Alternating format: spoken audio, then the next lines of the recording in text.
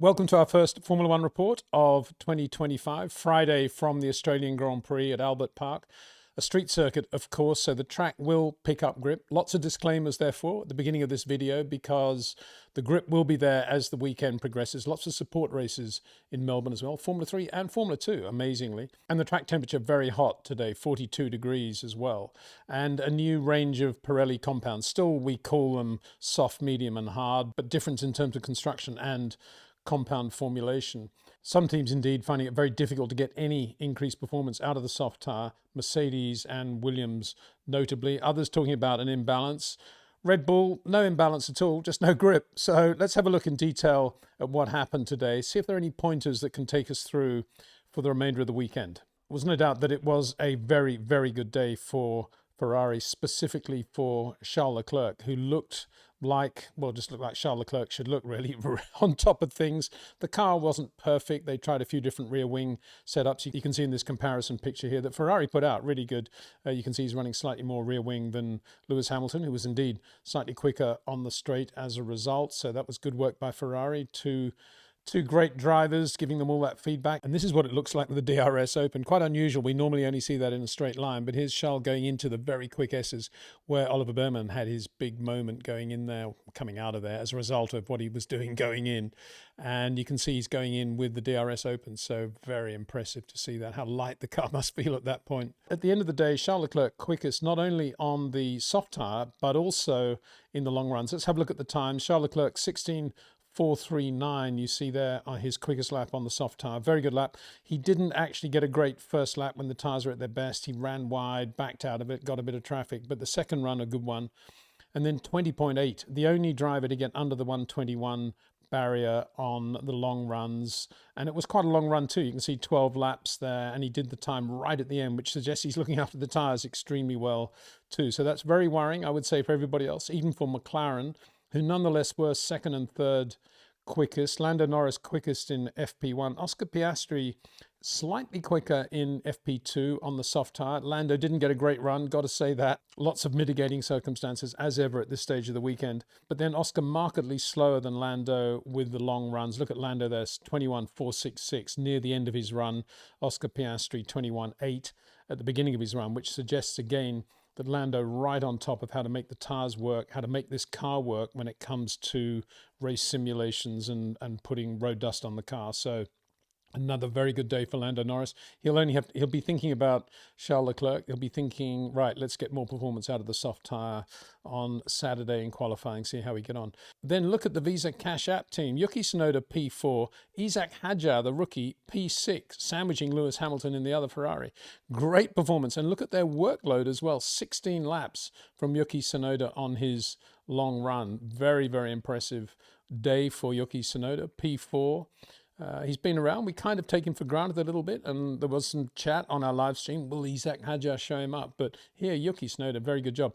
Well, they've got to say, Isaac Hadjar, 21.9 on the long run. Yuki Tsunoda, 22.3 on the long run. Admittedly, Yuki probably with more fuel because he did a longer run. So a very good day for them. Lewis Hamilton, 16.859. Looked a bit spiky in the car still quite wide entries into the corners. Hasn't settled down into being Lewis Hamilton yet, just finding his way in the team.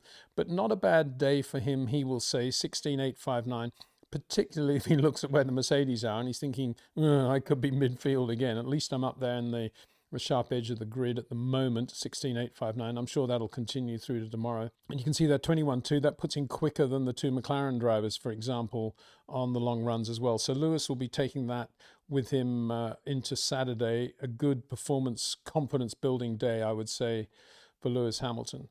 Max Verstappen, no grip in the Red Bull. He said afterwards, we've not really ever been very good at Albert Park since they resurfaced it. We found it difficult always to get grip. I think they're probably one of the other teams that didn't get a big improvement out of the soft tyre. They worked on the setup after the soft tyre run and therefore were quite late out for the medium tyre run. By the way, all these tyres, all these runs, the long runs are on the medium tyre, except for the Mercedes, which ran the hard, and Pierre Gasly, which ran the soft for his long run. So yeah, a difficult day for Red Bull. If you've got a good balance, but you're just lacking grip and the lap time, if the driver comes in and says, that felt great, and they're a second off the pace, then you're in trouble. And that's where Red Bull find themselves at the moment. But I guess they'll be thinking we're pretty good at working on the car overnight, and B, the track will probably pick up grip. So we'll see what happens as it gets to the weekend. So Max, let's look at his long run, 21.5. It's a short run, as I say, only eight laps, 21.5. Yeah, you know, not convincing really, is it? It's definitely a lot slower than the Ferraris, kind of just on the edge of where McLaren are, if you take the average. But that, of course, means that it's an uphill battle at the moment for Red Bull and Max. Nico Hulkenberg, again, on the single laps, just fabulous. 17.161. in the Sauber Ferrari, which of course will be an Audi from 26 onwards. The very good first day with the team for Nico Hulkenberg, 17.1 on the soft tyre, right up there with Max Verstappen, 22.0 on the long run, right at the beginning. Looks like they've got a bit of tyre deg there. They need to work more on the long run, doesn't it there?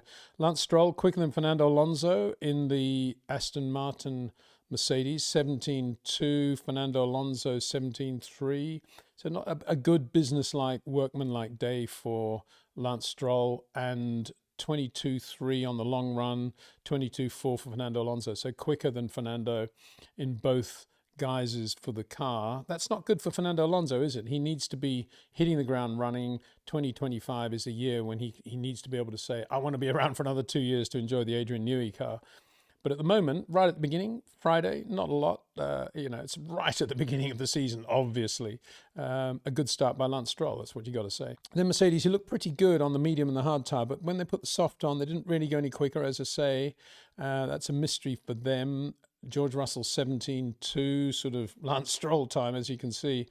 21.5 on the hard tyre, though, is not a bad performance. Whether the hard actually is an advantage over the medium, it's probably a slightly longer stint going into stint one in the race. But I don't think we should say, oh, well, if he was on the medium, he would have gone half a second a lap quicker. I don't think there was any of that going on. But not a bad day for George Russell, although, as I say, it's enough to make Lewis Hamilton think, yeah, I'm so glad I'm in the Ferrari. Now, speaking of that, what about Carlos Sainz in the Williams Mercedes? He could have been in the Ferrari. He'll be thinking, yeah, welcome to the midfield, I suppose. He looked very, very quick in FP1. He was second in FP1 to Lando Norris, as he was in the test. And he drove well today, looked really nice in the car. But look at that. Alex Albon had a bit of a brake problem in FP1. Second session, both drivers did exactly the same time to a thousandth of a second. So, yeah, that's either good for Alex Albon or bad for Carlos Sainz, I think. I don't know which way you want to look at it. And then on the long run, Alex Albon quicker than Carlos Sainz on the long run.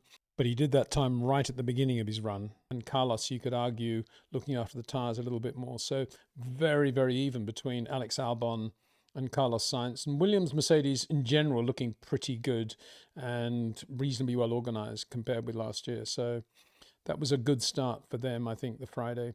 Fernando Alonso we've spoken about. Jack Doohan, I thought, did a very good job in the Alpine Renault. In this, the last year for Renault power units in Formula One, the team switching to Mercedes for 2026. Pierre Gasly not happy with the car. And Jack actually looked pretty much on top of it and quite rhythmic and smooth. Is that the right word? I wouldn't say smooth ever with Jack Doohan, but he looked like he was on top of it, and the car was, he was managing the car the way he wanted to manage it.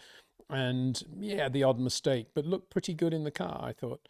17.394, Pierre Gasly 17.4, so he was quicker on the soft tyre. And then Pierre slightly quicker on the long run, but not by much. And bear in mind, Pierre Gasly was on the soft tyre as well, whereas Jack was on the medium. Good bit of comparison work there by Alpine, I thought. Kimi Antonelli in the other Mercedes, 17.6 and then 21.4. George Russell 21.5. So he was slightly quicker on the long run, slower in getting a time out of the soft tyres. So that's obviously an issue for Mercedes. But Antonelli, I thought, also looked very good in the car as well. First time out. It's a big deal for him, obviously, very young.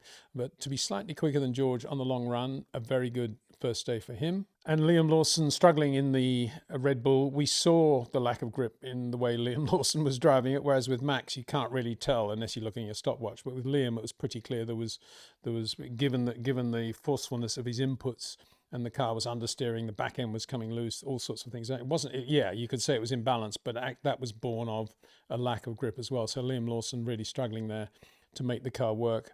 and therefore overdriving. That is his style. He will. If he doesn't have a lot of grip, he's definitely going to overdrive. 17.6 for Liam Lawson, 22.7 on the long run, a long way from Max Verstappen. Gabriel Bortoleto in the other Sauber, 17.8, 23.0. Not a lot to say about that, other than that it's a long way away from Nico Hulkenberg. I think that probably just shows how good a job Nico Hulkenberg is doing now, because Bortoleto is not slow by any means. And the worst team of the weekend so far, oddly, Haas, who had such a good 2025. Esteban Ocon, not impressive in terms of grip and balance and trying to get the best from the car, but way off the pace at the moment for them, which is surprising considering how good they were, as I say. And Oliver Bearman went off in FP1, the very, very fast S's towards the end of the lap. And that was a function of the way he drives. He's one of these very wide entry, leans on the car going in. And he did that going into the very fast entry to these S's, the left-hander, and left himself no room at all for change of direction mid-corner, which is what a Charles or a Max or a Lewis, if Lewis is Lewis, will do beautifully as the weekend picks up. That's very important to get the car absolutely straight before you start loading it for the right-hander there. And you could see in the way Oliver went into that corner, he went in, all the emphasis was on the left-hander. And he came out of the left-hander a little bit too quick, and then he had absolutely no ability to get the thing changed direction for the right-hander, ran out of road. And then it looked like he was keeping it straight on the gravel, and then the thing just pitched left, and then he hit the guardrail backwards. Well, not backwards, it spun round and took the right rear off the car and, yeah, brought out the red flag. So not a good start for Oliver Bearman, who was going into FP1 thinking, yeah, I'll let the track come to me. It always picks up grip here, won't push too hard too soon. And he felt that's what he was doing, but it just shows that, you know, some of these young guys, the adrenaline pumps, and it all gets away from them. So, yeah, an interesting first day, I think. Very good day for Ferrari. A lot of people are still saying, Lando Norris is going to walk it. McLaren have a massive advantage. Well, interesting, isn't it? Charles Leclerc looks superb today. Light fuel, heavy fuel, and in terms of just being on top of the car and getting it well set up for the weekend. Anyway, as I say, it is the weekend that's going to be the key part. Albert Park does change from Friday to Saturday and then Saturday to Sunday. Let's see what happens then. Looking forward to that. See you soon.